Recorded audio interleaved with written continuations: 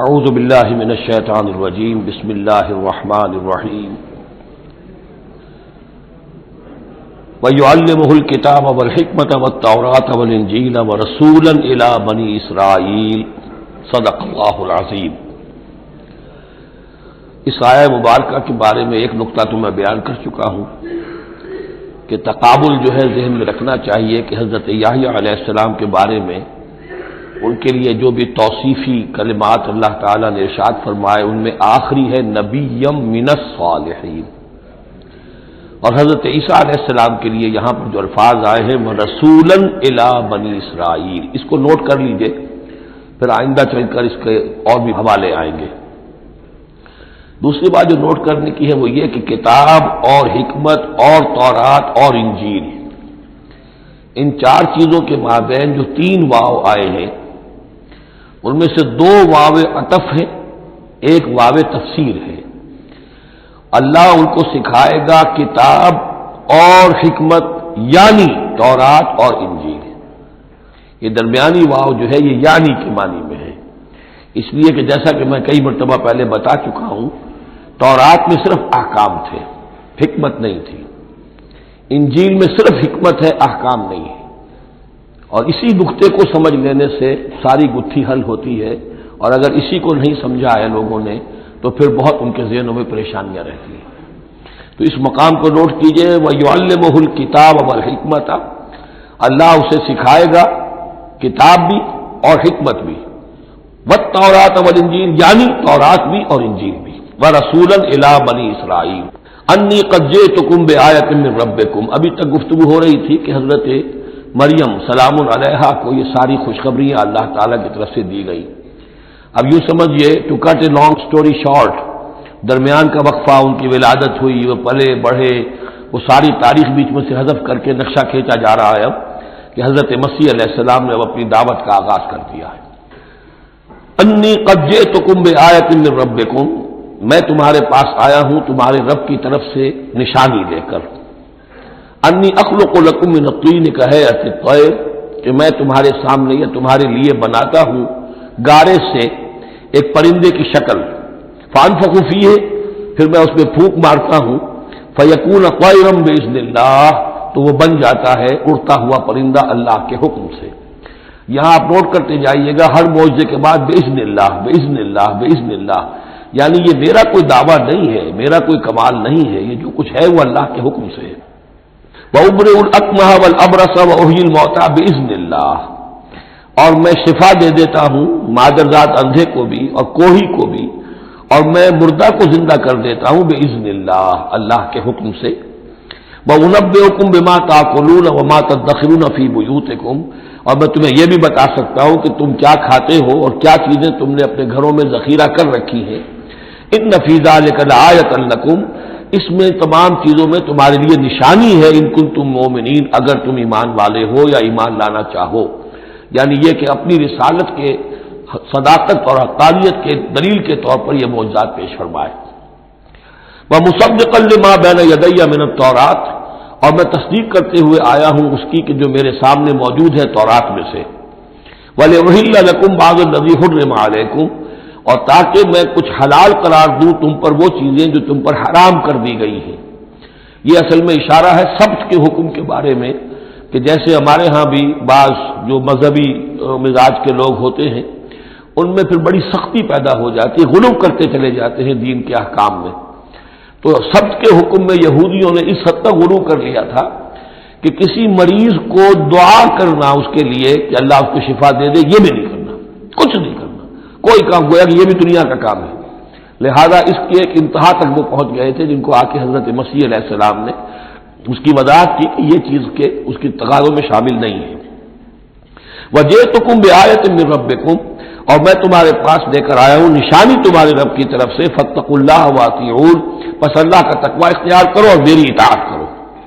اِنَّ اللَّهَ رَبِّي وَرَبُّكُمْ فَاعْبُدُوهُ، یقیناً اللہ ہی میرا بھی رب ہے اور تمہارا بھی رب ہے، پس اسی کی بندگی کرو۔ ھذا صراط مستقیم، یہی سیدھا راستہ ہے۔ آپ کو یہی الفاظ ملیں گے سورہ مریم میں انشاءاللہ۔ فلما احس عیسیٰ منہم الکفر، اب پھر دیکھیے وہی درمیانی وقفوں کو چھوڑتے ہوئے یہ دعوت میں کتنا عرصہ لگا، کئی سال کے بعد اب مخالفت ہوئی، اور مخالفت ہوئی ان کے علماء کی طرف سے. یہود کے جو علماء تھے شدید ترین مخالفت انہوں نے کی. ان کی مسندوں کو خطرہ ہو گیا، ان کی چودراہٹیں جو ہے وہ خطرے میں پڑ گئی، تو انہوں نے مخالفت کی. اور اس وقت تک ظاہر بات ہے کہ یہودیوں پر ان کے علماء کا جو ہے اثر و رسوخ بہت زیادہ تھا. فلما احس عیسیٰ منہم الکفر، جب عیسیٰ نے محسوس کیا ان سے کفر کی شدت کہ اب یہ مخالفت پر تل گئے، قال من انصاری اللہ، تو انہوں نے ایک پکار لگائی، ایک ندا دی، ایک دعوت عام دی، کون ہے جو میرے مددگار ہے اللہ کی راہ میں. یعنی اب جو کشاکش ہونے والی ہے، جو تصادم ہونے والا ہے، اس میں ایک حزب اللہ بنے گی اور ایک حزب الشیطان ہوگا. کون ہے جو میرا مددگار ہو اللہ، اللہ کے کام میں. یہی اصل اساس ہے دین میں کام کرنے کے لیے کہ اسی بنیاد پر کوئی شخص اٹھے کہ میں دین کا یہ کام کرنا چاہتا ہوں، کون ہے جو میرا ساتھ دے. یہ ایک بالکل طبعی طریقہ ہوتا ہے جماعت سازی کا. ایک دائی اور دائی پر اعتماد کرنے والے، دائی سے اتفاق کرنے والے لوگ اس کے ساتھی بن جاتے ہیں. ساتھی اس کے ذاتی اعتبار سے نہیں ہوتے، اس کی حکومت قائم کرنے کے لیے نہیں، اللہ کی حکومت قائم کرنے کے لیے، اس کی سرداری کے لیے نہیں، اللہ تعالیٰ کے دین کے غلبے کے لیے. قال الحواریون نحن انصار اللہ، کہا حواریین نے کہ ہم ہیں اللہ کے مددگار. حواری جو ہے اصل میں اس کے معنی ہے دھوبی، جو کپڑے کو دھو کر صاف کر دیتا ہے. یہ لفظ پھر آگے بڑھا ہے اپنے کردار کو صاف کرنا، اپنے اخلاق کو صاف کرنا. لیکن چونکہ حضرت مسیح علیہ السلام کی بہت سی جو تبلیغ تھی وہ گلیلی جھیل کے کناروں پر ہوتی تھی. اب وہاں ظاہر بات ہے جھیل جو ہے بڑی تھی، وہ سمندر کی طرح ہے، جھیل نہیں ہے، بہت بڑی جھیل ہے. تو وہاں وہ کبھی دھوبی ہوتے تھے، ان میں تبلیغ کرتے تھے. کئی مچھیرے ہوتے تھے مچھلیاں پکڑنے والے، جا کے انہیں تبلیغ کرتے تھے کہ اے مچھلیوں کے پکڑنے والوں، مچھلیوں کا شکار کرنے والوں، آؤ کہ میں تمہیں انسانوں کا شکار کرنا سکھاؤں. اور ان دھوبیوں میں تبلیغ کی ہے تو ان میں سے کچھ لوگ جو ہے انہوں نے اپنے آپ کو پیش کر دیا. قال الحواریون نحن انصار اللہ آمنا باللہ، ہم ایمان لائے اللہ پر، واشہد بأننا مسلمون، تو آپ بھی اب گواہ رہیے گا کہ ہم اللہ کے فرمانبردار ہیں. ربنا آمنا بما انزلتا، اے رب ہمارے ہم ایمان لے آئے اس پر جو تو نے نازل فرمایا. واتبعنا الرسول، اور ہم اتباع کر رہے ہیں تیرے رسول کی. فاکتبنا مع الشاہدین، تو اے پروردگار ہمارا نام گواہوں میں لکھ لے. یہ گواہ یہی ہے کہ جو لفظ اختیار کیا گیا ہے اب عیسائیوں کے خاص فرقے کی طرف سے، یہواز وٹنسز.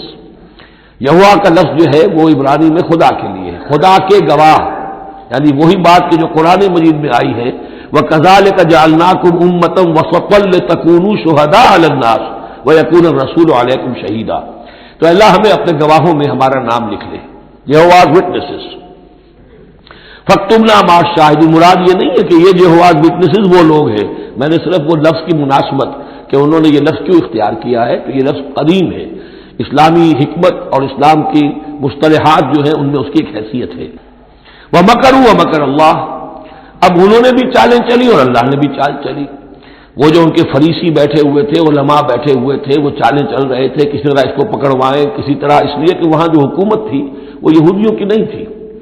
اگرچہ یہودی ایک بادشاہ تھا، پپٹ کنگ، جیسے کنگ فاروق ہوتے تھے مصر کے اندر، اصل حکومت انگریزوں کی تھی لیکن کنگ فاروق بیٹھے ہوئے ہیں.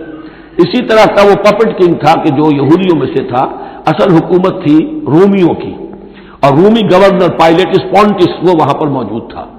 اور اس طرح کی کوئی کیپٹل پنشمنٹ جو ہے وہ یہودی خود نہیں دے سکتے تھے جب تک کہ وہ جو اصل گورنر ہے اس کی طرف سے اس کا حکم صادر نہ کیا جائے. لیکن ان کی مذہبی عدالتیں تھیں، اس میں بیٹھ کر یہ ان کے مفتی، ان کے فریسی، ان کے علماء بیٹھ کے فیصلے کرتے تھے. اور اگر وہ فیصلہ دے دیتے تھے تو ان فیصلوں کی ایگزیکیوشن جو ہے وہ پھر رومن گورنمنٹ کے تھرو، اور وہ ہوتی تھی اس کی جو تنفیذ جو ہے وہ پائلیٹس پونٹس کے ذریعے سے. لہذا ان کے ہاتھ بندھے ہوئے تھے. اب کسی طریقے سے پھنسوائیں اس کو، سوال الٹے سیدھے کرنے، ایسے سوال کرنے کہ وہ جواب دیں تو اس میں بغاوت کی بو آ جائے تو کہیں دیکھو یہ رومیو یہ تمہارا باغی ہے. اس طرح کی وہ چالیں چل رہے تھے. وَمَكَرُوا وَمَكَرَ اللَّهُ، اللہ کی اپنی چال تھی. اب اللہ کی چال کیا تھی، اب اس کی تفصیل قرآن میں نہیں ہے. یعنی یہ کہ ان کے حواریین میں سے ہی ایک نے دھوکہ دیا اور حضرت مسیح علیہ السلام کو گرفتار کروایا. اب اس کے بعد اللہ تعالیٰ نے جو کچھ انجیل برنباس میں ہے، قرآن میں نہیں ہے، حدیث میں نہیں ہے، ہمارے اولین جو مفسرین ہیں ان کے ہاں بھی نہیں ہے، لیکن یہ انجیل برنباس، ایونجیلیم برنابے، جو پوپ کی لائبریری سے برآمد ہوئی ہے اس کے اندر یہ تفصیل ہے کہ جس حواری نے آپ کو غداری کر کے پکڑوایا تھا، گرفتار کروایا تھا، اس کی شکل حضرت مسیح کی بدل دی اللہ نے، اور وہ پکڑا گیا، سولی وہ چڑھا ہے، اور حضرت مسیح پر وہ ہاتھ ڈال ہی نہیں سکے، بلکہ جس باغ میں آپ روپوش تھے، جیسے ایک کوٹھڑی سی بنی ہوئی تھی جس میں وہ آلات وغیرہ رکھ دیتے ہیں، اس باغ میں وہ روپوش تھے اور اس کوٹھڑی میں عبادت کر رہے تھے، باقی جو ان کے حواری ہیں 12 وہ باہر تھے۔ اس وقت وہ سٹک گیا، ایک شخص وہاں سے چپکے سے گیا کہ اب میں پکڑواؤں گا، اور جا کر جو ہے وہ سپاہیوں کو لے آیا، رات کے وقت نیلے لے کر آئے، اس نے کہا میں اندر جاؤں گا، جسے میں کہوں اے ہمارے استاد بس پکڑ لینا وہی مسیح ہے۔ اس لیے کہ رومیوں کو کیا پتا تھا وہ مسیح کون ہے، وہ تو یہودی ہے، لہذا جیسے ہمارے ہاں پولیس والوں کو کیا پتا ہے وہ آئے ہیں، آئیڈینٹیفائی کون کرے گا؟ تو اس نے کہا کہ میں کہوں گا اے میرے آقا میرے استاد بس پکڑ لینا۔ اب یہ جب اندر داخل ہوا تو جیسے ہی کمرے میں داخل ہوا، اس کوٹھڑی میں اس کی چھت پھٹی، 4 فرشتے نازل ہوئے، حضرت مسیح کو لے کر وہ چلے گئے، اور اس شخص کی شکل جو ہے وہ بدل دی گئی حضرت مسیح والی۔ اب یہ گھبرا کر باہر نکلا تو دوسرے حواریین جو تھے انہوں نے کہا اے ہمارے استاد، اور ادھر سے وہ سپاہی جو ہیں داخل ہو گئے، انہوں نے اسی کو قابو کیا، سولی وہ چڑھایا اصل میں، حضرت مسیح نہیں۔ لیکن یہ ساری تفاصیل جو ہیں یہ قرآن میں بھی نہیں ہے، حدیث میں بھی نہیں ہے۔ جب حدیث میں نہیں ہے، قرآن میں نہیں ہے، تو ہمارے مفسرین کے پاس بھی نہیں ہو سکتی تھی۔ لیکن یہ کہ یہ شہادت جو ہے یہ در حقیقت انہی کے گھر سے ہمیں ملی ہے، اور یہ پوری طریقے سے فٹ ان کرتی ہے، پوری طریقے سے قرآن کا جو بیان ہے اس میں یہ پوری طرح فٹ ہوتی ہے۔ وَمَكَرُوا وَمَكَرَ اللَّهُ، انہوں نے اپنی سی چالیں چلی، اللہ نے اپنی چال چلی، وَاللَّهُ خَيْرُ الْمَاكِرِينَ، اور اللہ تعالیٰ جو ہے وہ بہترین چال چلنے والا ہے۔ اِذْ قَالَ اللَّهُ يَا عِيسَىٰ إِنِّي مُتَوَفِّيكَ وَرَافِعُكَ إِلَيَّ، یاد کرو جب کہ اللہ نے عیسیٰ سے کہا عیسیٰ میں تمہیں اب لے جانے والا ہوں۔ یہ لفظ ہے کہ جس کو قادیانیوں نے اصل میں بہت بڑی بنیاد بنایا ہے اپنے غلط عقیدے کی، کہ وفات مسیح ہو چکی ہے۔ اس لفظ کو اچھی طرح سمجھ لیجئے، وفا، وفا کے معنی ہے پورا کرنا، وعدہ وفا کرو، وفا۔ اب اس سے جب کہا جائے کسی کو پورا دینا تو باب تفعیل میں آئے گا وفا یوفی توفیتن، وہ ہم پڑھ چکے ہیں، ووفیت کل نفس فکیف اذا جاء، جب وہ دن آئے گا ووفیت کل نفس ما عملت، جو کچھ انہوں نے کیا ہوگا پورا پورا ان کو دے دیا جائے گا۔ یہ دیکھ لیجئے آیت نمبر 25، فکیف اذا جمعناہم لیوم لا ریب فیہ ووفیت کل نفس ما کسبت وہم لا یظلمون، ہر ایک کو بھرپور پورا پورا بدلہ اس کے اعمال کا دے دیا جائے گا۔ یہ ہے کسی کو پورا پورا دینا، کسی سے پورا پورا لے لینا یہ باب تفاعل ہوگا، توفا یا توفا، کسی کو پورا لے لینا، تو پورا لے لیتا ہے اللہ تعالیٰ نے۔ یہ لفظ جو ہے پورا بتمام و کمال، یہ گویا کہ منطبق ہوتا ہے حضرت مسیح پر، کہ حضرت مسیح کو ان کے جسم اور جان سمیت اللہ لے گیا۔ ہم جب کہتے وفات پا گیا تو یہ ہے استعارتن، جسم یہی رہ گیا صرف جان گئی ہے، اور یہی لفظ قرآن میں آتا ہے نیند کے لیے بھی، اللہ یتوفی الانفس حین موتہا، اس لیے کہ نیند میں بھی یہ ہوتا ہے کہ خود شعوری نکل جاتی ہے انسان میں سے، اگرچہ زندہ ہے، اب اس کو اگر کوئی چیوٹی کاٹ رہی ہے تو جاگ جائے گا، لیکن ویسے اس کی خود شعوری ختم ہو چکی ہے، اور روح کا تعلق ہے خود شعوری کے ساتھ، تو نیند میں بھی اللہ تعالیٰ روح کو قبض کر لیتا ہے، اس کے لیے بھی توفی کا لفظ ہے۔ پھر جب انسان مرتا ہے تو روح اور جان دونوں چلی گئی اور صرف جسم رہ گیا، یہ بھی توفی ہے۔ اور سب سے زیادہ مکمل توفی کیا ہے کہ اللہ تعالیٰ حضرت مسیح کو ان کے جسم، جان اور روح تینوں سمیت سموچے حضرت مسیح کو زندہ جو کا تو لے گیا۔ یہ ہے عقیدہ جو مسلمانوں کا ہے، اور جہاں تک لفظ کا تعلق ہے اس میں قطعاً کوئی بات جو ہے اس میں ایسی نہیں ہے کہ جس سے کوئی شخص دلیل پکڑ سکے، سوائے اس کے کہ ان لوگوں کو بہکانا آسان ہے جنہیں عربی زبان کی گرامر سے واقفیت نہیں، وہ ایک ہی وفات جانتے ہیں۔ وفات 3 ہو گئی ہیں اضرو قرآن جو میں نے آپ کو سمجھائی ہے۔ وَإِذْ قَالَ اللَّهُ يَا عِيسَىٰ إِنِّي مُتَوَفِّيكَ، میں تمہیں لے جاؤں گا، وَرَافِعُكَ إِلَيَّ، اور تمہیں اپنی طرف اٹھا لوں گا، وَمُطَهِّرُكَ مِنَ الَّذِينَ كَفَرُوا، اور تمہیں پاک کر دوں گا ان لوگوں سے جنہوں نے تمہارے ساتھ کفر کیا ہے، وَجَاعِلُ الَّذِينَ اتَّبَعُوكَ فَوْقَ الَّذِينَ كَفَرُوا إِلَىٰ يَوْمِ الْقِيَامَةِ، اور جو لوگ بھی تیری پیروی کریں گے انہیں میں ہمیشہ ہمیش کے لیے قیامت تک ان کے اوپر رکھوں گا کہ جنہوں نے کفر کیا ہے تیرے ساتھ، جو تیرا انکار کر رہے ہیں یہودی، اس کے بعد سے جو پسے ہیں آج تک پس رہے ہیں۔ حضرت مسیح سن 30 میں اٹھا لیے گئے یا 33 میں، اور اس کے بعد سے آپ کو معلوم ہے کہ مسلسل سن 70 عیسوی میں ہیکل سلیمانی ختم ہوا. 1,20,000 یا 1,33,000 یہودی ایک دن میں ٹائٹس نے قتل کیے یروشلم میں حضرت مسیح کے رفع سماوی کے 40 برس بعد. ان کا ہیکل سلیمانی بھی وہ جو ہے وہ ختم کر دیا گیا. اب اس کی ایک دیوار ہے.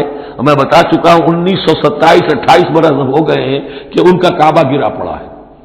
1917 سے پہلے تک، بلکہ یوں سمجھیے پہلے 500 برس تک تو ان کا داخلہ بھی ممنوع تھا. یہ تو حضرت عمر کے ہاتھوں جب فتح ہوا ہے، یہ ڈائسپورا کا ان کا پیریڈ کہلاتا ہے. ایک پیریڈ ان کا کیپٹیوٹی کا تھا جبکہ وہ نیبوکڈنیزر لے گیا تھا انہیں اور بیبیلونیا میں قید میں رکھا ہے. وہ ہے ان کا پیریڈ آف کیپٹیوٹی. اس کے بعد واپس آئے حضرت عزیر کے زمانے میں، دوبارہ دوسرا ٹیمپل بنایا. اس کے بعد یہ ٹیمپل سن 70 عیسوی میں ختم ہوا اور ڈائسپورا کہلاتا ہے کہ منتشر ہو جانا. انہیں وہاں سے نکال دیا گیا تھا کہ تم دفع ہو جاؤ یہاں سے، فلسطین میں تم نہیں رہ سکتے. کوئی روس چلا گیا، کوئی ہندوستان چلا گیا، کوئی مصر چلا گیا، کوئی اور یورپ چلا گیا، پوری دنیا میں پھیل گئے. یہ ڈائسپورا اولاً ختم ہوا ہے حضرت عمر رضی اللہ تعالیٰ عنہ کے ہاتھ سے. جب فتح ہوا ہے یروشلم، اس وقت حضرت عمر نے اس کو یروشلم کو اوپن سٹی قرار دیا کہ یہاں عیسائی بھی آ سکتے ہیں، مسلمان بھی آ سکتے ہیں، یہودی بھی آ سکتے ہیں، یہ سب کا مشترک شہر ہے. لیکن جو عیسائی تھے یروشلم کے، انہوں نے جب ہینڈ اوور کیا تھا، فتح نہیں کیا تھا مسلمانوں نے یروشلم، ایک ٹریٹی کے تحت، ایک معاہدے کے تحت ہینڈ اوور کیا تھا. اس معاہدے میں یہ شرط انہوں نے لکھوائی تھی کہ یہودیوں کو یہاں آباد ہونے کی اجازت نہیں دیں گے.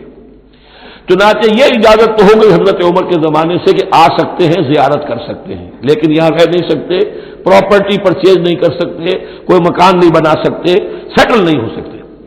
یہ رہا ہے جب تک کہ موجود رہی ہے اسلامی خلافت.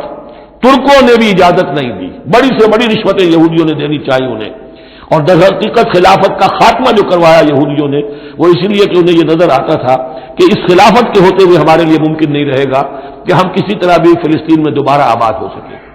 لیکن پھر برطانیہ کے جو وزیر تھا بالفور، اس کے ذریعے سے انہوں نے بالفور ڈیکلریشن 1917 میں حاصل کیا ہے. پھر ان کو حق ملا ہے کہ یہ یہاں آ کر جائیداد بھی خرید سکتے ہیں، سیٹل بھی ہو سکتے ہیں. اور اس کے یوں سمجھیے کہ 31 برس کے بعد پھر اسرائیل کی ریاست وجود میں آئی ہے. یہ تاریخ ذہن میں رہے. اگرچہ 1917 کے بعد سے انہیں کچھ سانس تو مل گیا ہے. اب ایک طرح سے محسوس ہوتا ہے کہ دنیا میں بڑے اقتدار پر ہیں، مٹھی بھر ہیں. یہ زیادہ سے زیادہ 13-14 ملین ہے، 1.5 کروڑ سے بھی کم. لیکن پوری دنیا کی سب معیشت جو ہے اس کا بڑا حصہ ان کے کنٹرول میں ہے. لیکن پھر بھی یہ سب کچھ جو ہے وہ عیسائیوں کی سپورٹ کی وجہ سے ہے. اگر عیسائی ان کی مدد نہ کریں تو ان کا تو یوں سمجھیے کہ ٹکڑے اڑا کر رکھ دیں عرب ایک دن میں. لیکن اب پیچھے پوری امریکہ کی حکومت ہے، امریکہ کے حواریین ہیں، خاص طور پر west white Anglo Saxon Protestants. امریکہ اور برطانیہ وہ تو گویا کہ ان کے در خرید ہے ایک طرح سے. اور بھی جو ممالک ہیں عیسائی اب یہ فتح کر چکے ہیں ان سب کو. عیسائیوں کے اوپر ان کا غلبہ ہے. اس لیے اب جو شکل ہے وہ بھی یہ ہے کہ ان کا وجود ہے یہی کہ عیسائی ہے اوپر، اور یہ مانوی طور پر سازشی انداز میں انہیں کنٹرول کر رہے ہیں.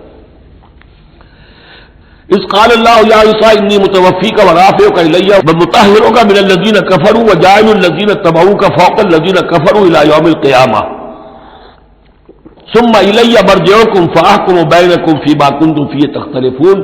پھر تم سب جو ہے تمہارا لوٹنا میری ہی طرف ہے، اور پھر میں تمہیں بتا دوں گا اور فیصلہ کر دوں گا تمہارے مابین ان باتوں میں جن میں تم اختلاف کر رہے تھے. فاما الذین کفروا فاعذبهم عذابا شدیدا فی الدنیا والآخرہ. تو وہ لوگ کہ جو کفر کی روش اختیار کریں گے میں انہیں عذاب دوں گا، بہت سخت عذاب، دنیا میں بھی اور آخرت میں بھی. وما لهم من ناصرین، اور نہیں ہوں گے ان کے لیے کوئی مددگار. واما الذین آمنوا وعملوا الصالحات، اور جو ایمان لائیں گے اور نیک عمل کریں گے فیوفیہم، اب دیکھیے وفا یوفی دینا، پورا پورا دینا، تو ان کو وہ پورا پورا دے گا اجورہم، ان کا اجر. واللہ لا یحب الظالمین، اللہ ظالموں کو پسند نہیں کرتا. ذالک نتلوہ علیک من الآیات والذکر الحکیم، یہ وہ چیزیں ہیں جو ہم آپ کو پڑھ کر سنا رہے ہیں. گویا کہ یہاں بھی پس منظر میں حضرت جبرائیل علیہ السلام ہے کہ یہ اللہ تعالیٰ کی آیات ہے اور ذکر حکیم ہے جو ہم آپ کو پڑھ کر سنا رہے ہیں. ان مسئلہ عیسیٰ عند اللہ کا مسئلہ آدم، عیسیٰ کی مثال اللہ کے نزدیک آدم کی سی ہے. خلقہ من تراب ثم قال له کن فیکون، اسے بنایا مٹی سے پھر کہا ہو جا، وہ ہو گیا. اب یہ آیت وہ ہے قرآن مجید میں کہ جو لوگ بھی اسپیشل کریشن کے قائل ہیں کہ حضرت آدم کسی ایوولوشن کے نتیجے میں کسی اسپیشیز کے وجود میں آنے کے بعد اس کے ایک فرد کی حیثیت سے نہیں ان کا استعفیٰ ہوا، بلکہ وہ اسپیشلی کریٹ کیے گئے ہیں مٹی سے براہ راست، ان کے حق میں یہ آیت دلیل ہے۔ تو یہ جو بھی نظریات ہیں ابھی، چونکہ ایوولوشن بھی ہے تو وہ بھی نظریہ ہے، تھیوری آف اسپیشل کریشن ہے وہ بھی نظریہ ہے۔ نظریوں کے بعد میں انسان ادھر ادھر کوئی رائے رکھ سکتا ہے، ابھی یہ کوئی طے شدہ حقائق نہیں ہے۔ ان میں ہم غور کر سکتے ہیں کہ قرآن مجید میں کس مقام پر کس چیز کے لیے کوئی تائید یا کوئی تھوڑی سی توثیق نکلتی ہے۔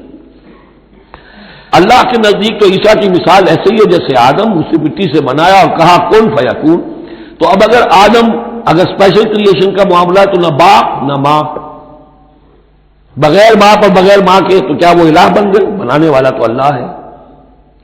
حضرت عیسیٰ ماں تو ہے باپ نہیں ہے، حمل تو ہوا ہے، 9 مہینے ماں کے پیٹ میں تو رہے ہیں، تو وہ تو آدم سے کم معاملہ ہوا تخلیق میں اعجاز کے اعتبار سے۔ اور حضرت اس سے کم تر ذرا دیکھ لو تو بوڑھے پھوس حضرت زکریا اور بوڑھی پھوس ان کی اہلیہ جو ساری عمر بانج رہی اور ان کو اللہ نے اولاد دے دی۔ تو یہ سارے جو ہے معجزات ہیں، اللہ کا اختیار ہے جو چاہے کرے، اس سے کسی کی الوہیت کی دلیل نہیں نکلتی۔ الحق من ربک، یہ حق ہے آپ کے رب کی طرف سے، فلا تکن من الممترین، تو ہرگز نہ ہو جانا اس میں شک کرنے والوں میں سے۔ فمن حاجک فیہ، تو اے نبی جو بھی اس معاملے میں آپ سے اب بھی حجت بازی کرے، جھگڑا کرے، بحث کر رہا ہے، ابھی سینگ الجھا رہا ہے بحث کے اندر، من بعد ما جاءک من العلم، جبکہ آپ کے پاس تو العلم آ چکا، آپ جو بات کہہ رہے ہیں وہ علی وجہ البصیرت کہہ رہے ہیں، فقل تعالوا، تو اب آخری چیلنج کیا ہے؟ کہہ دیجئے اچھا آؤ۔ یہ جو ان کا آیا تھا، 2 بڑے بڑے ان کے لاٹ پادری تھے، ابو حارثہ ابن علقمہ اور قرظ بن علقمہ، اور ان کی سرکردگی میں 70 افراد تھے جو کہ نجران سے آئے تھے۔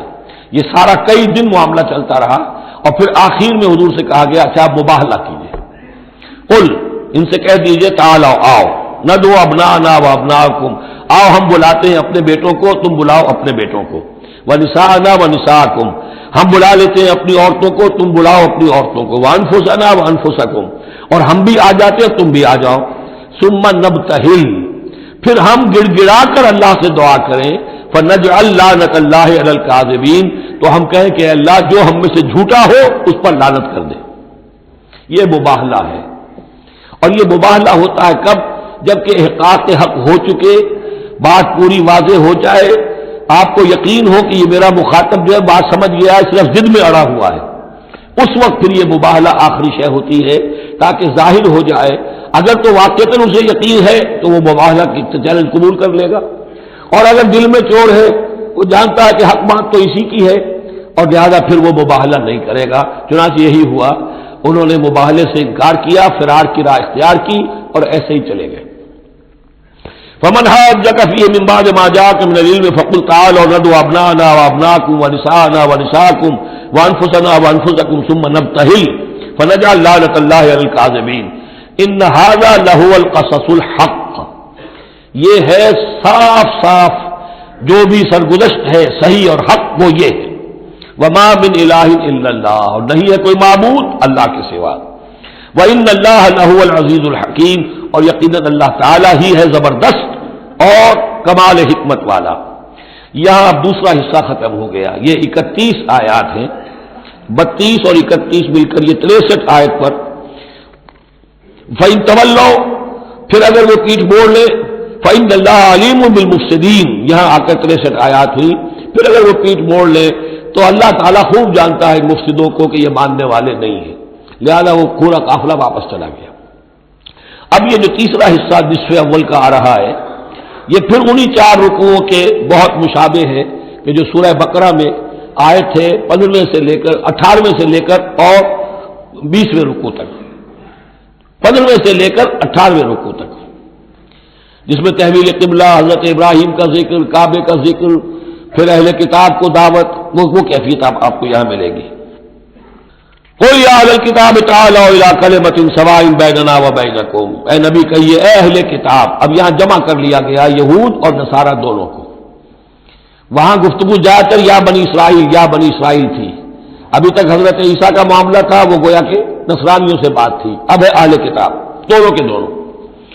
قل یا اہل الکتاب تعالوا الی کلمۃ سواء بیننا وبینکم، کہیے کہ اے کتاب والو آؤ ایک ایسی بات کی طرف جو ہمارے اور تمہارے مابین بالکل برابر ہے، متفق علیہ ہے۔ وہ کیا ہے؟ اللہ نعبد الا اللہ، اللہ کے سوا کسی کی بندگی نہ کرے، ولا نشرک بہ شیئا، اس کے ساتھ کسی چیز کو شریک نہ ٹھہرائیں، ولا یتخذ بعضنا بعضا اربابا من دون اللہ، اور ہم میں سے کوئی ایک دوسرے کو اللہ کے ساتھ رب نہ بنا لے۔ اس سے مراد کیا ہے؟ جیسے کہ پوپ کو انہوں نے رب بنا لیا کہ پوپ کو اختیار ہے جس چیز کو چاہے حلال قرار دے دے، جس چیز کو چاہے حرام قرار دیتے، یہ گویا کہ ان کو اس کو پوپ کو بھی رب مان لینا ہے۔ چنانچہ یہ واقعہ ہے کہ مشہور جو سخی تھے حاتم طائی، ان کے بیٹے عدی ابن حاتم رضی اللہ تعالیٰ عنہ، وہ ایمان لائے، عیسائی تھے پہلے، تو انہوں نے ایک مرتبہ حضور سے کہا کہ یہ قرآن یہ کہتا ہے کہ ہم نے اللہ کے سوا کسی اور کو رب بنا لیا، تو یہ بات کچھ سمجھ میں نہیں آئی، ہم نے تو کسی کو رب نہیں بنایا۔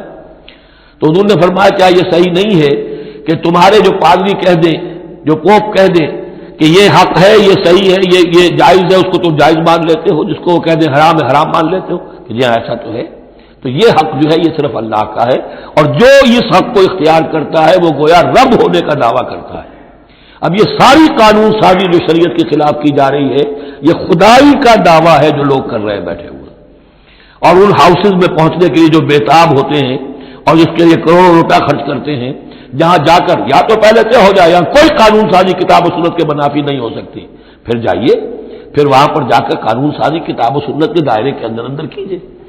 لیکن جہاں یہ نہیں ہے تو وہ جو فرمایا یہاں پر نوٹ کر لیجئے، تعالوا الی کلمۃ سواء بیننا وبینکم الا نعبد الا اللہ ولا نشرک بہ شیئا ولا یتخذ بعضنا بعضا اربابا من دون اللہ فإن تولوا، پھر اگر وہ منہ موڑ لیں، فقولوا، اے مسلمانوں تم کہو، فقولوا اشہدوا بأننا مسلمون، اچھا بھائی آپ لوگ گواہ رہے ہم تو مسلمان ہیں، ہم نے تو اللہ کی اطاعت قبول کر لی، ہم ان تینوں باتوں پر قائم رہیں گے، آپ کو اگر پسند نہیں ہے تو آپ کی مرضی۔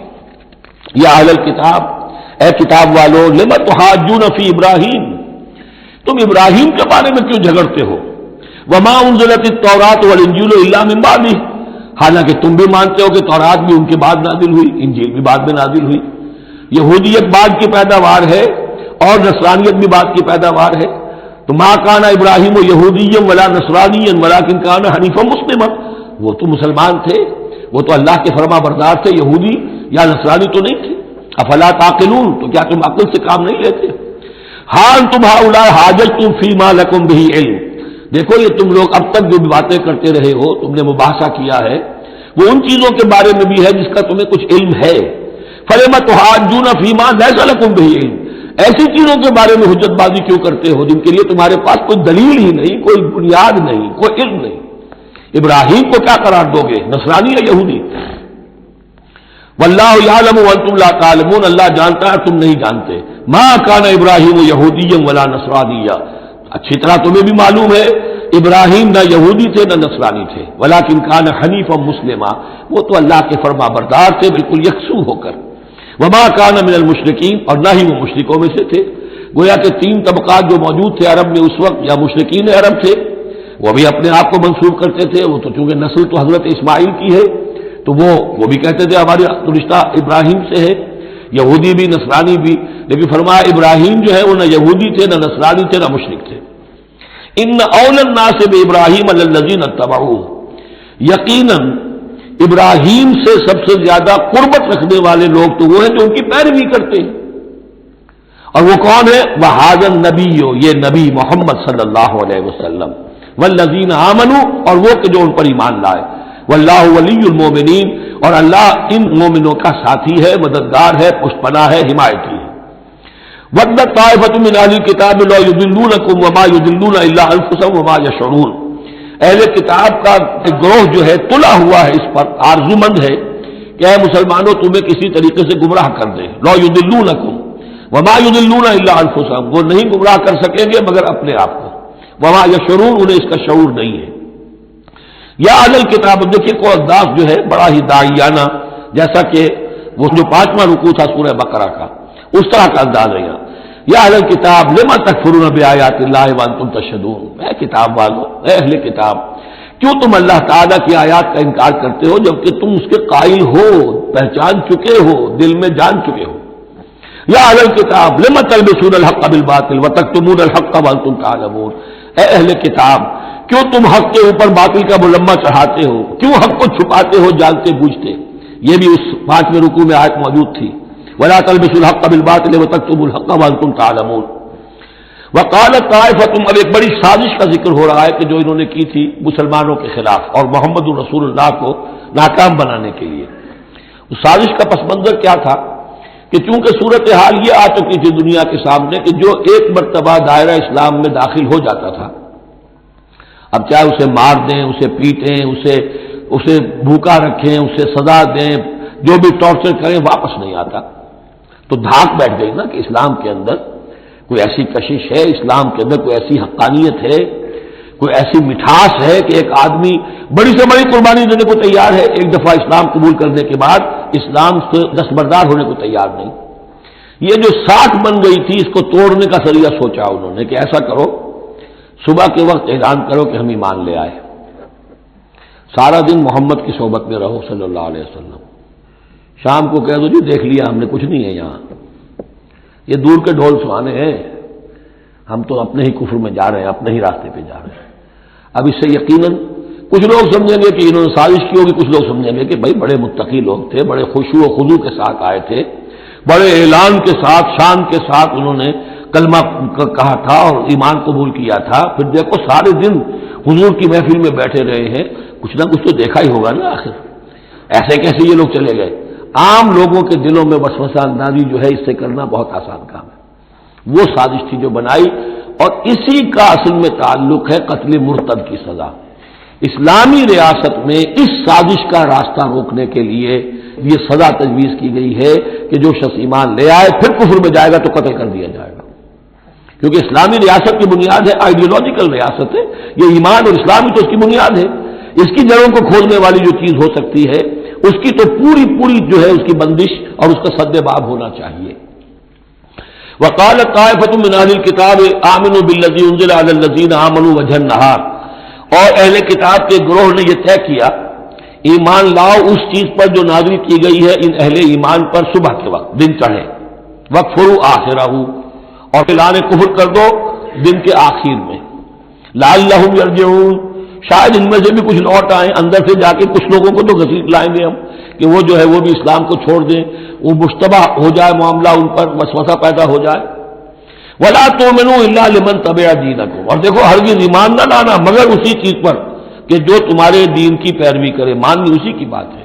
یعنی خطرہ بھی تھا کہ 4-6 اگر ہم جا کر حضور کے پاس اگر چند گھنٹے گزاریں گے تو کہیں ایسا نہ ہو کہ ہم میں سے کوئی واقعی پھر اس کا دل کھل جائے، طے کر کے گئے دیکھو ایمان نہیں لانا ہے ہم نے، وَلَا تُؤْمِنُوا إِلَّا لِمَن تَبِعَ دِينَكُمْ، اس پر ایمان نہیں لانا ہے ہم نے، لیکن صرف اعلان کرنا ایمان کا۔ یہ ہے مثال قرآن مجید میں شعوری نفاق، یعنی جو وقت انہوں نے گزارا ہے یہ ہے تو اسلام کا، قانوناً تو مسلمان ہیں، اگر اس دوران میں ان میں سے کوئی مر جاتا تو اس کی نماز جنازہ پڑھی جاتی، لیکن انہیں معلوم تھا کہ ہم مسلمان نہیں ہیں، جبکہ ایک وہ غیر شعوری نفاق ہے کہ اندر ایمان ختم ہو چکا ہے لیکن انسان سمجھتا ہے میں تو مومن ہوں، حالانکہ اس کا کردار وہ جو ہے منافقانہ ہے، اس کا عمل منافقانہ ہے، اور اس کے اندر سے ایمان کی پونجی جو ہے جیسے کہ دیمک کسی کڑی کو کھا جائے تو شیطین کو چٹ کر چکی ہے دیمک، لیکن یہ کہ بہرحال اوپر ایک پردہ پڑا ہوا ہے، وہ ہے غیر شعوری نفاق اور یہ ہے شعوری نفاق۔ قل ان الہدی ھدی اللہ، اے نبی ان سے کہہ دیجئے دیکھو اصل ہدایت تو اللہ کی ہدایت ہے، ان یؤتی احد، اب یہاں پر پھر ان کا قول آ رہا ہے کہ دیکھو ایمان نہ لانا، ان یؤتی احد مثل ما اوتیتم، مبادا کسی کو وہ شے دے دی جائے جو تمہیں دی گئی تھی۔ یہ رسالت، یہ مذہبی پیشوائی، یہ تو ہماری میراث تھی، ہم اگر انہیں مان لیں گے تو وہ چیز ہم سے ان کو منتقل ہو جائے گی، لہذا ماننا تو نہیں ہے، لیکن یہ کہ ان کی بہرحال کسی طریقے سے ہوا اکھیڑنے کے لیے ہمیں یہ کام کرنا ہے۔ اور یحاجوکم عند ربکم، یا تمہارے خلاف حجت قائم کریں اللہ کے نزدیک۔ قل ان الفضل بید اللہ، کہہ دیجئے ان سے کہ فضل کل کا کل اللہ کے ہاتھ میں ہے، یؤتی ہے من یشاء، وہ جس کو چاہتا ہے دیتا ہے۔ اس نے 2000 برس تک ایک منصب پر تمہیں فائز رکھا، اب جو ہے تم اس منصب کے نااہل ثابت ہو چکے ہو، تمہیں معزول کر دیا گیا، اور اب ایک نئی امت ہم نے بنائی ہے اور اس کو اس مقام پر نصب کر دیا ہے، انسٹالیشن ہو چکی ہے۔ واللہ ذو الفضل العظیم قل ان الفضل بید اللہ یؤتیہ من یشاء واللہ واسع علیم، اللہ بہت وسعت والا اور جاننے والا ہے۔ یختص برحمتہ من یشاء، وہ مختص کر لیتا ہے اپنی رحمت کے لیے جس کو چاہتا ہے۔ واللہ ذو الفضل العظیم، اللہ بڑے فضل کا مالک ہے۔ ومن اہل الکتاب، اب یہاں ایک اور نقطہ سمجھ لیجئے کہ برے سے برے گروہ کے اندر بھی کہیں نہ کہیں کوئی افراد اچھے بھی ہوتے ہیں۔ داعی کے لیے یہ ضروری ہے کہ ان کو بھی مینشن کرتا رہے کہ ان میں اچھے لوگ بھی ہیں، تاکہ وہ جو لوگ ہیں ان کے دلوں کے اندر نرمی پیدا ہو۔ اسی طرح برے سے برے آدمی میں کوئی اچھائی بھی ہے، آپ اگر اسے دعوت دے رہے ہیں حق کی طرف، اس میں جو اچھائی ہے اس کو مانیے، تاکہ اسے معلوم ہو کہ اسے مجھ سے قد نہیں ہے، دشمنی نہیں ہے، جو میری بات واقعی اچھی ہے اس کو تو یہ تسلیم کر رہا ہے، لیکن جو بات غلط ہے اس کو رد کر رہا ہے۔ تو یہ دعوت کا اور تبلیغ کا بہت اہم حصہ ہے۔ اگر آپ ٹوٹلی نگیٹ کر دیں گے تو وہ بھی کہے گا کہ یہ بھی اندھا بہرا ہے تو میں بھی اندھا بہرا رہوں، یہ میری اچھائی کو بھی نہیں دیکھ سکتا، صرف میری برائی نظر آ رہی ہے۔ اور اگر وہ سمجھے کہ میری برائی کی بھی صحیح نشاندہی کر رہا ہے، جو میری اچھائی ہے اس کو بھی مان رہا ہے، تو اس کا دل کھلے گا، وہ آپ کی بات سنے گا۔ وَمِنْ أَهْلِ الْكِتَابِ مَنْ إِنْ تَأْمَنْهُ بِقِنْطَارٍ، اہل کتاب میں سے ایسے بھی ہیں کہ اگر ان کے پاس تم امانت رکھوا دو ڈھیروں مال، یؤدیہ الیک، وہ تمہیں پورا پورا واپس کر دیں گے۔ امانت دار ان میں موجود ہیں۔ وَمِنْهُمْ، اور ان میں سے ایسے بھی ہیں، مَنْ إِنْ تَأْمَنْهُ بِدِینَارٍ، ان کے پاس اگر ایک دینار بھی امانت رکھوا دو، لا یؤدیہ الیک، وہ تمہیں واپس نہیں کرے گا، ادا نہیں کرے گا تمہیں، الا ما دمت علیہ قائما، الا یہ کہ تم اس کے سر کے اوپر کھڑے ہو جاؤ، مسلط ہو جاؤ، تب تو دے دے گا ورنہ نہیں دے گا۔ اچھا، یہ ہے ان کے اکثر کا کردار، لیکن جو بھی تھوڑے بہت تھے ان میں ان کی اچھائی کا بھی ذکر کر دیا۔ اور بالفعل اس قسم کے کردار کے لوگ جو ہیں وہ عیسائیوں میں تھے، یہودیوں میں تو نہ ہونے کے برابر تھے، لیکن اہل کتاب کا مسئلہ ہو رہا ہے، اس میں یہ دونوں گروپ موجود ہیں۔ ذالک بانہم، اور یہودیوں میں یہ کردار کیوں آ گیا ہے، کیوں بے ایمانی خیانت کیوں آ گئی؟ ذالک بانہم قالوا لیس علینا فی الامیین سبیل، یہ اس لیے کہ انہوں نے یہ عقیدہ گھڑ لیا ہے کہ ان امیین کے بارے میں ہم پر کوئی ملامت نہیں ہے۔ یہ اچھی طرح سمجھ لیجئے، یہودیوں کا یہ عقیدہ تورات میں نہیں ہے، لیکن اصل جو کتاب ہے ان کی مذہبی وہ تورات نہیں ہے، تالمود ہے۔ یوں سمجھیے کہ تورات تو ہے ام الکتاب ان کی جو بھی ہے، لیکن جو ان کا ساری شریعت ہے، جو ان کے ضوابط ہیں، قوانین ہیں، قواعد ہیں، عبادات کی تفاصیل ہیں، وہ سب ہے تالمود میں۔ اور تالمود میں یہ بات موجود ہے کہ یہودی کے لیے یہودی سے جھوٹ بولنا حرام، غیر یہودی سے جیسے چاہو جھوٹ بولو۔ یہودی کے لیے کسی یہودی کا مال ہڑپ کرنا ناجائز حرام، غیر یہودی جنٹائلز اور گوئمز ان کا مال جس طرح چاہو دھوکے سے بائی ہوک بائی کروک جس طرح چاہو ہڑپ کرو، تو یہ ہمارے اوپر مواخذہ ہی نہیں ہے، اس لیے کہ یہ جو لوگ ہیں غیر یہودی یہ انسان ہے ہی نہیں، یہ اصل میں انسان نما حیوان ہے، اور ان سے فائدہ اٹھانا ہمارا حق ہے، جیسے کہ گھوڑے کو تانگے میں جوتنا انسان کا حق ہے، بیل کو اپنے ہل کے اندر جوت لینا یہ انسان کا حق ہے۔ تو ہمارا حق ہے ان حیوانوں سے ہم جو چاہے لوٹ لیں، کھسوٹ لیں، ان کی رضامندی سے لے لیں، ظلم کریں، اس میں ہم پر کوئی پکڑ نہیں ہوگی، کوئی محاسبہ نہیں، یہ تالمود میں باقاعدہ لکھا ہوا ہے۔ ذالک بانہم قالوا، اس لیے کہ ایک پکچر بھی اس پر بنی ہے جو امریکہ کے عیسائیوں نے بنائی ہے، the other side of Israel, جس میں کہ انہوں نے ایک شخص نے ایک یہودی کتب خانے میں جا کر کتابیں نکال کر پھر اس کے اوپر نشان لکھا کر یہ چیزیں لکھی ہوئی ہیں، کیا یہودیت کا جو اصل چہرہ ہے وہ اس ڈاکومنٹری کے اندر، ویڈیو کے اندر واضح کر دیا گیا ہے ان کی کتابوں کے حوالے سے۔ ذالک بانہم قالوا لیس علینا فی الامیین سبیل، یہ اس لیے ہے ان میں یہ خیانت اور بے ایمانی اور جھوٹ اور دغا کہ انہوں نے یہ عقیدہ گھڑ لیا ہے کہ غیر یہودی لوگوں کے بارے میں ہم سے کوئی پرسش ہی نہیں ہے، کوئی ہمارے اوپر کوئی ذمہ داری ہے ہی نہیں۔ وَيَقُولُونَ عَلَى اللَّهِ الْكَذِبَ وَهُمْ يَعْلَمُونَ، اور وہ تو اللہ تعالیٰ کی طرف نسبت دے رہے ہیں، منسوب کر رہے ہیں جھوٹ کو، اور وہ جانتے بوجھتے کر رہے ہیں، ان کے علماء جانتے ہیں۔ بَلَىٰ مَنْ أَوْفَىٰ بِعَهْدِهِ وَاتَّقَىٰ فَإِنَّ اللَّهَ يُحِبُّ الْمُتَّقِينَ، کیوں نہیں، جو کوئی بھی اللہ کے ساتھ کیا ہوا اپنے عہد کو پورا کرے گا اور تقویٰ کی روش اختیار کرے گا تو اللہ تعالیٰ کو تو متقین پسند ہے۔ ان الذین یشترون بعہد اللہ وایمانہم ثمنا قلیلا، یقیناً وہ لوگ کہ جو اللہ تعالیٰ سے جو عہد انہوں نے کیا تھا اسے فروخت کرتے ہیں اور اپنی قسموں کو فروخت کرتے ہیں حقیر سی قیمت پر، جب دیکھتے ہیں کہ ہماری بات لوگ جو کچھ شک کر رہے ہیں، اچھا جی ہم خدا کی قسم کھا کر کہتے ہیں کہ ایسا ہے. اب یہ جھوٹی قسمیں. ثمنا قلیلا اولئک لا خلاق لهم فی الاخرہ، یہ وہ لوگ ہیں کہ جن کے لیے کوئی حصہ نہیں ہے آخرت میں. ولا یکلمهم اللہ، نہ اللہ ان سے کلام کرے گا. ولا ينظر الیہم یوم القیامہ، اور نہ ان کی طرف نگاہ کرے گا قیامت کے دن. ولا یزکیہم، نہ ان کو پاک کرے گا. یہ بھی سورہ بقرہ میں تقریباً پورا مضمون آ چکا ہے. ولہم عذاب علیم، ان کے لیے دردناک عذاب ہے. وَإِنَّ مِنْهُمْ لَفَرِيقًا يَلْوُونَ أَلْسِنَتَهُمْ بِالْكِتَابِ، اور ان میں سے ایک گروہ ایسا بھی ہے جو اپنی زبان کو توڑتا مروڑتا ہے کتاب کو پڑھتے ہوئے. وہ الفاظ کو ذرا سا ادھر ادھر مروڑ کر معنی اور پیدا کر لیتے تھے. ان سے کہا گیا حتہ کہو تو ہنتا بنا دیا، بجائے اس کے کہ اللہ ہماری گناہ جھاڑ دے، ہمیں گیہوں دے. انہوں نے کہنا ہے تم نے سمعنا وأطعنا سمعنا وعصینا، تو وہ اسی طریقے کا معاملہ وہ کرتے تھے.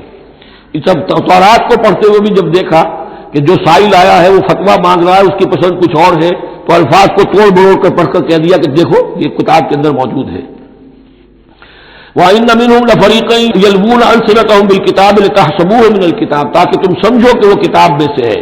وَمَا هُوَ مِنَ الْكِتَابِ، وہ کتاب میں سے نہیں ہوتا. وَيَقُولُونَ هُوَ مِنْ عِنْدِ اللَّهِ، اور وہ کہتے ہیں یہ اللہ کی طرف سے ہے.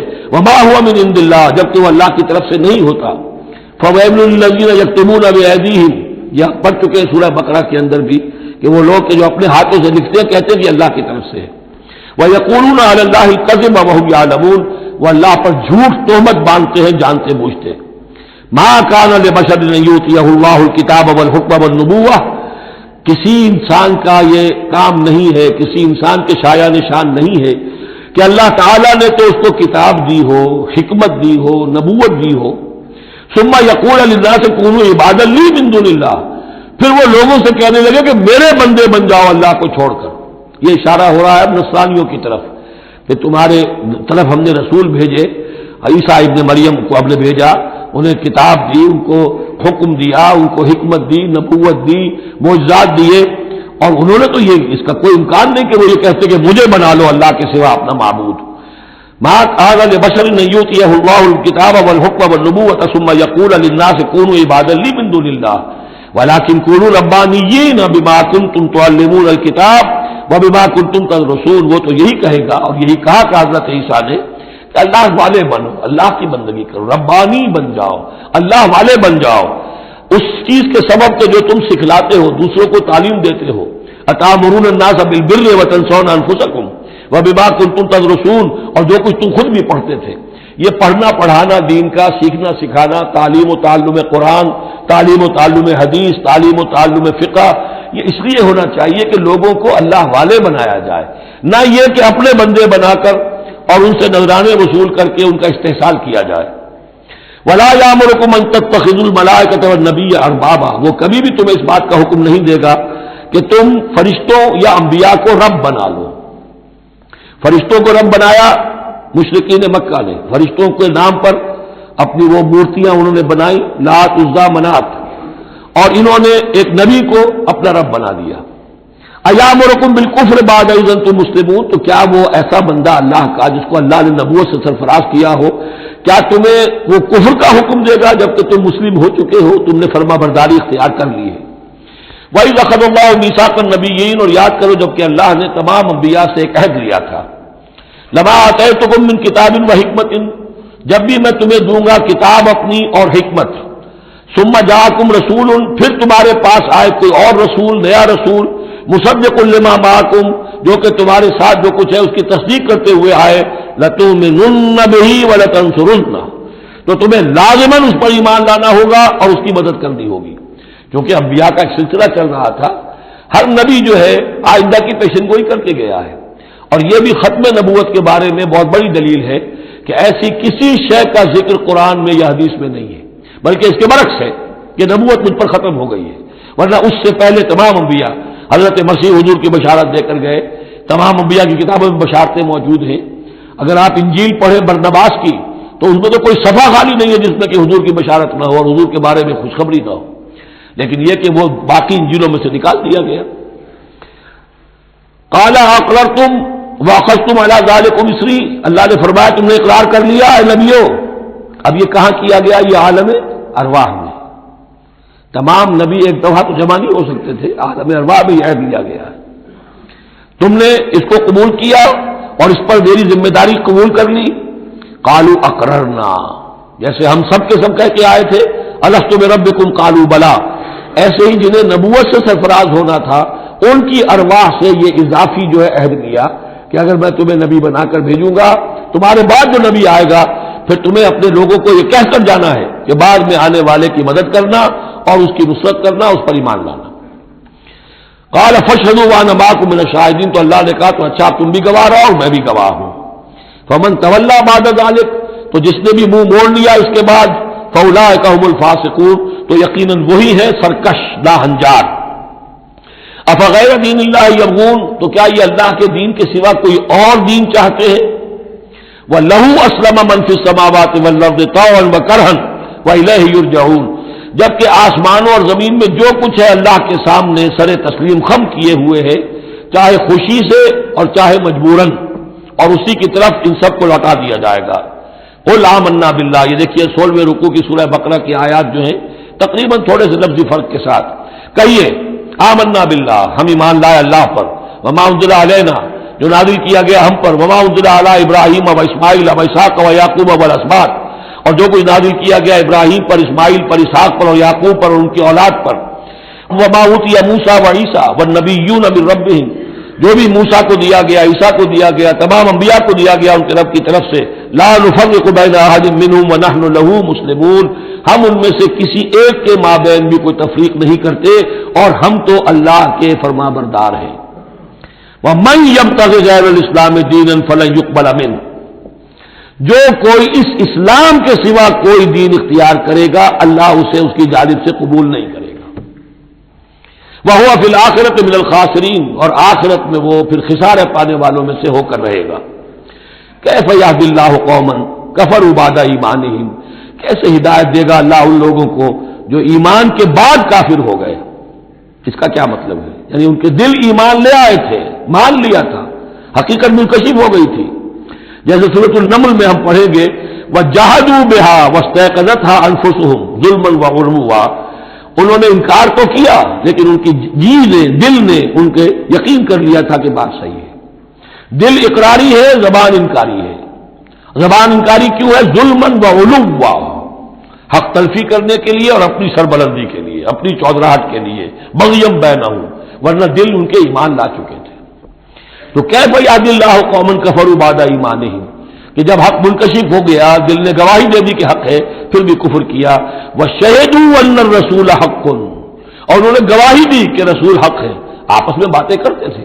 چنانچہ روایت میں آتا ہے کہ جو علقمہ کے دو بیٹے جو ہیں ابو حارثہ اور کرز، جب یہ چلے تھے یمن سے نجران سے تو کہیں ٹھوکر لگی کرز کے گھوڑے کو، تو اس نے کہا تعالی سلامت، ہلاک ہو جائے وہ دور والا، یعنی جس کی طرف ہم جا رہے ہیں، محمد کی طرف صلی اللہ علیہ وسلم. اس پر بڑے بھائی نے کہا ابو حارثہ نے تعیست امک، تیری ماں ہلاک ہو جائے. مجھے کہا کیوں؟ میں نے تو محمد کو کہا تھا، جو کچھ کہا تھا، تمہیں کیوں اس طرح برا لگا؟ انہوں نے کہا تمہیں معلوم نہیں ہے وہ وہی نبی ہیں، ہم پوری طرح جان چکے ہیں وہ وہی نبی ہیں، ان کی شان میں گستاخی نہیں کریں گے، پکڑے جائیں گے ہم. وہ نبی ہیں اور وہی ہیں جن کے ہم منتظر تھے. انہوں نے کہا پھر مانتے کیوں نہیں؟ تم جانتے ہو ان بادشاہوں نے ہمیں بڑا مقام دیا ہوا ہے، رومن امپائر کے تحت تھے یہ لوگ اور مصر کی حکومت کے، اور انہوں نے ہمیں مقام دے رکھا ہے، ہمیں دولت دی ہے، ہمیں مال دیا ہے، ہمیں حیثیت دی ہے، مراتب دیے ہیں. اگر ہم نے محمد کو مان لیا تو سب چھن جائیں گے. یہ باقاعدہ روایت میں موجود ہے. ابھی آتے ہوئے تو جاتے ہوئے کیا حال ہوگا آپ اس کا اندازہ کیجئے، جبکہ مباہلے سے فرار کر کے گئے. وَشَهِدُوا أَنَّ الرَّسُولَ حَقٌّ، وہ گواہی دے چکے ہیں کہ رسول حق پر ہیں اور حق ہیں. وَجَاءَهُمُ الْبَيِّنَاتُ، اور ان کے پاس کھلی کھلی نشانیاں آ چکی ہیں. وَاللَّهُ لَا يَهْدِي الْقَوْمَ الظَّالِمِينَ، اللہ ایسے ظالموں کو ہدایت نہیں دیتا. أُولَٰئِكَ جَزَاؤُهُمْ أَنَّ عَلَيْهِمْ لَعْنَةَ اللَّهِ وَالْمَلَائِكَةِ وَالنَّاسِ أَجْمَعِينَ، یہ تو وہی لوگ ہیں کہ جن کا بدلہ یہ ہے کہ ان پر اللہ کی بھی لعنت ہے، فرشتوں کی بھی اور تمام انسانوں کی بھی. یہ الفاظ بھی سورہ بقرہ میں آ چکے ہیں. خالدین فیہا، وہ اسی لعنت میں رہیں گے. لا یخفف عنہم العذاب، ان کے عذاب میں کوئی تخفیف نہیں کی جائے گی. ولا هم ینظرون، نہ انہیں کوئی مہلت ملے گی. الا الذین تابوا من بعد ذلک، ہاں ابھی دروازہ کھلا ہے توبہ کا، سوائے ان کے کہ جو اس کے بعد توبہ کر لیں، واصلحوا، اور اصلاح کر لیں اپنی یا نیک عمل کریں. فإن اللہ غفور الرحیم، تو ابھی توبہ کا دروازہ بند نہیں ہے، یقیناً اللہ غفور الرحیم ہے۔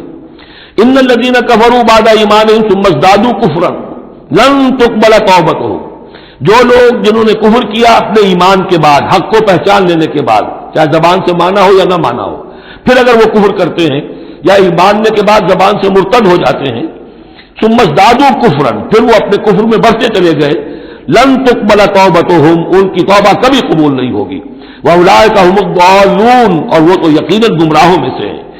ان الذین کفروا وماتوا وهم کفار، یقیناً وہ لوگ کہ جنہوں نے کفر کیا اور فوت ہو گئے، مر گئے اسی حال میں کہ وہ کافر تھے، فلن يقبل من احدهم ملء الارض ذهبا ولو افتدى به، تو ان میں سے کسی ایک سے زمین کی مقدار کے مطابق سونا بھی فدیے میں قبول نہیں کیا جائے گا اگر وہ پیش کر سکے۔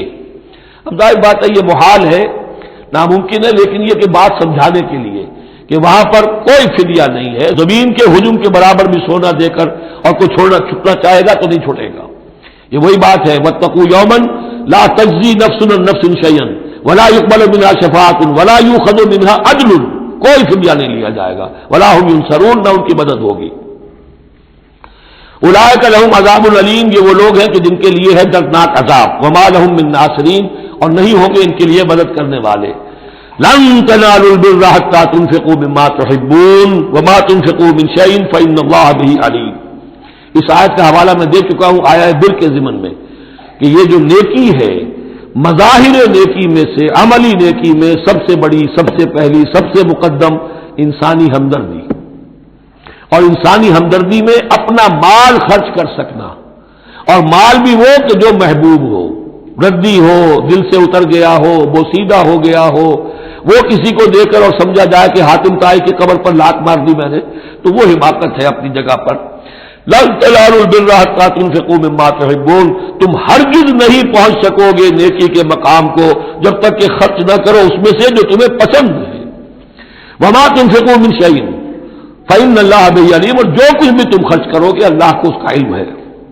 کل طعام کان حلا لبنی اسرائیل الا ما حرم اسرائیل علی نفسه من قبل ان تنزل التوراۃ، یہ بھی ایک جھگڑا تھا، یہودی کرتے تھے کہ ان کی شریعت میں اونٹ کا گوشت حرام تھا، حضور نے آ کر جو حرام چیزوں کا اعلان کیا اس میں اونٹ کا گوشت حرام نہیں ہے۔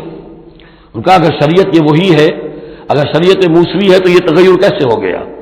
اس کی حقیقت بتائی ہے کہ تورات کے نزول سے قبل حضرت یعقوب علیہ السلام کو ذاتی جیسے بات ہوتی ہے کہ شاید ناپسند ہے، انہوں نے اونٹ کا گوشت اپنے اوپر حرام کر لیا تھا، جیسے حضور نے اپنی دو ازواج مطہرات کی دلجوئی کے لیے بعض چیزیں جو حلال تھیں ان کی قسم کھا لی، یا ایھا النبی لما تحرم ما احل اللہ لک تبتغی مرضات ازواجک، یہ چیز ان کے ہاں روایت کے طور پر چلی آ رہی تھی، تو اللہ نے فرمایا لاؤ تورات اور دکھاؤ کہاں لکھا ہوا۔ تورات کے نزول سے پہلے یہ شکل حضرت یعقوب علیہ السلام کی تھی، اس کی تم پیروی کر رہے ہو۔ تو کھانے پینے کی وہ چیزیں جو اسلام نے حلال کی ہیں، کل طعام کان حلا لبنی اسرائیل، وہ بنی اسرائیل کے لیے بھی حلال تھی، الا ما حرم اسرائیل علی نفسہ، سوائے ان چیزوں کے کہ جنہیں حرام ٹھہرا لیا تھا اسرائیل، اسرائیل سے مراد حضرت یعقوب اللہ کے بندے عبداللہ، علی نفسہ ہی، اپنی جان پر، من قبل ان تنزل التوراۃ، اس سے پہلے کہ تورات نازل ہو۔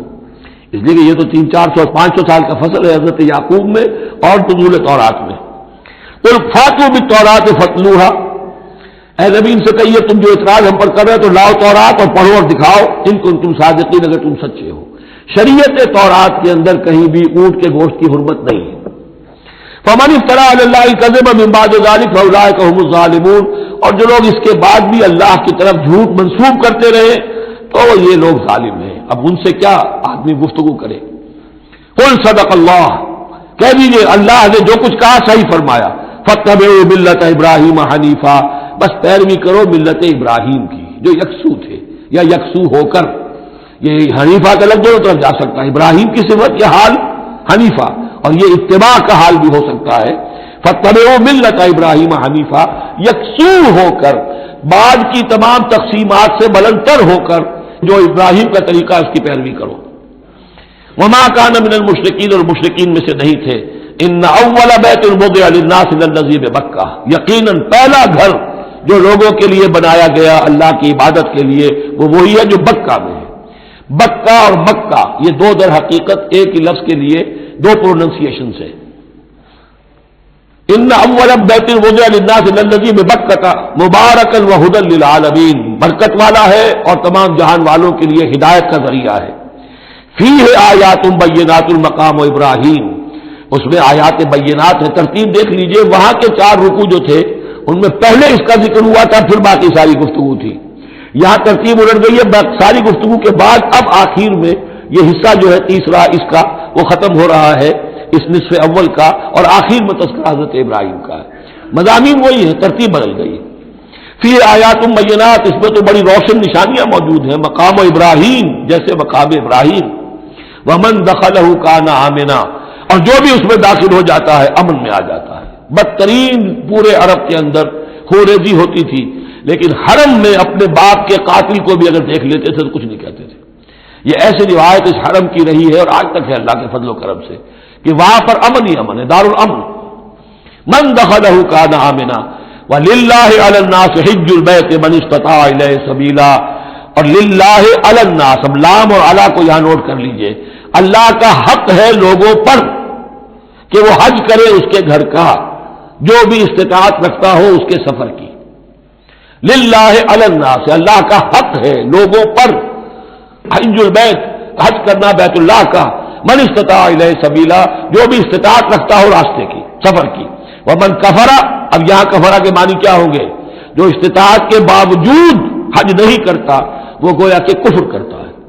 ومن کفر فإن اللہ غنی عن العالمین، تو وہ اللہ تو غنی ہے تمام جہانوں سے. قل یا اہل الکتاب لم تکفرون بآیات اللہ. اب آخری یہ آیات ہے، بڑا ہی انداز جو ہے جھجوڑنے کا، اور جیسے کہ پیئرسنگ آئیز کے ساتھ دیکھ کر کسی سے بات کی جائے اور اس کے یعنی نگاہیں گاڑ کر اس پر. قل یا اہل الکتاب لم تکفرون بآیات اللہ، کیوں اللہ کی آیات کا انکار کر رہے ہو؟ واللہ شہید علی ما تعملون، اور جبکہ جو کچھ تم کر رہے ہو اللہ اسے دیکھ رہا ہے. قل یا اہل الکتاب لم تصدون عن سبیل اللہ، کہہ دیجیے ہے کتاب والو کیوں روکتے ہو روکتے ہو. سدا یا سد دونوں معنی دیتا ہے، لازم بھی متعدی بھی. خود رک جانا، دوسروں کو روکنا. کیوں رکتے ہو روکتے ہو اللہ کے راستے سے؟ من آمنا، جو ایمان لے آتا ہے، تبغونہا عوجا، تم اس کے لیے ٹیڑھ تلاش کرتے ہو، سازشیں کرتے ہو کہ صبح کو ایمان لاؤ اور شام کو کافر ہو جاؤ تاکہ یہ ایمان والے جو ہیں ان کے دل میں بھی وسوسے اور دغدغے پیدا ہو جائیں. من آمنا تبغونہا عوجا، تم چاہتے ہو کہ وہ بھی کج راستہ اختیار کر لے. وانتم شہداء، اور تم خود جانتے ہو جو کچھ کر رہے ہو. وما اللہ بغافل عما تعملون، اور اللہ غافل نہیں اس سے جو تم کر رہے ہو. لیکن ان تمام سازشوں کے جواب میں اہل ایمان سے کہا گیا یا ایھا الذین آمنوا ان تطیعوا فریقا من الذین اوتوا الکتاب یردوکم بعد ایمانکم کافرین. اے وہ لوگوں جو ایمان لائے ہو، اگر ان اہل کتاب کے ان کسی گروہ کی تم پیروی کرو گے تو یہ تمہیں لازماً لوٹا کر لے جائیں گے تمہارے ایمان کے بعد، پھر تمہیں کفر کی حالت میں لے جائیں گے. وَكَيْفَ تَكْفُرُونَ، اور سوچو تو صحیح کیسے کفر کرو گے، کیسے اس راستے پر جاؤ گے. وَأَنْتُمْ تُتْلَىٰ عَلَيْكُمْ آیَاتُ اللَّهِ، جبکہ تم پر اللہ کی آیات پڑھ کر سنائی جا رہی ہیں. وَفِيكُمْ رَسُولُهُ، اور تمہارے اندر اس کا رسول موجود ہے بنفس نفیس. اس سے آپ اندازہ کیجئے کہ علماء یہود کا کتنا اثر تھا. اوس اور خزرج کے لوگ بڑے مرعوب تھے، کیونکہ یہ ان پڑھ لوگ تھے، کوئی کتاب نہیں، کوئی شریعت نہیں، کوئی قانون نہیں. یہ لوگ صاحب کتاب تھے، صاحب شریعت تھے، انتہا علماء تھے، تو مرعوب تھے. لہذا یہاں جو اوس اور خزرج کے لوگ اسلام لے آئے تھے ان کے بارے میں اندیشہ ہوتا تھا کہ کہیں ان ساری ریشہ دوانیوں کا شکار نہ ہو جائیں. وَكَيْفَ تَكْفُرُونَ وَأَنْتُمْ تُتْلَىٰ عَلَيْكُمْ آیَاتُ اللَّهِ وَفِيكُمْ رَسُولُهُ، کیسے کفر کرو گے تم جبکہ تمہیں اللہ کی آیات پڑھ کر سنائی جا رہی ہے اور اللہ کے رسول تم میں موجود ہیں. وَمَن يَعْتَصِم بِاللَّهِ فَقَدْ هُدِيَ إِلَىٰ صِرَاطٍ مُسْتَقِيمٍ، اور جو اللہ سے چمٹ جائے اس کی ہدایت ہو گئی ہے صراط مستقیم کی طرف. جو اللہ کی پناہ میں آ جائے، جیسے بچہ اگر اسے خطرہ محسوس ہو، شیرخوار بچہ دوڑ کر آ کے ماں سے چمٹ جائے گا. اب وہ یہ سمجھے گا میں قلعے میں آ گیا ہوں، اب مجھے کوئی کچھ نہیں کہہ سکتا، میں اپنی ماں کی گود میں آ گیا، ماں سے چمٹ گیا. اسے کیا پتا کہ کوئی درندہ صفت انسان اسے کھینچے ماں کی گود سے، اچھالے اور کسی بلم کے اوپر کسی نیزے کی انی کے اندر پرو لے. ایک بچہ یہ سمجھتا ہے کہ میں ماں کے پاس آ گیا تو بس میں اب پناہ میں ہوں. ایسے ہی من یعتصم باللہ، جو اللہ کی پناہ میں آ گیا، فقد ہدی الی صراط مستقیم، اس کی ہدایت تو ہو گئی سیدھی راہ کی طرف. اللہم ربنا اجعلنا منہم، اللہم ربنا اجعلنا منہم، آمین یا رب العالمین.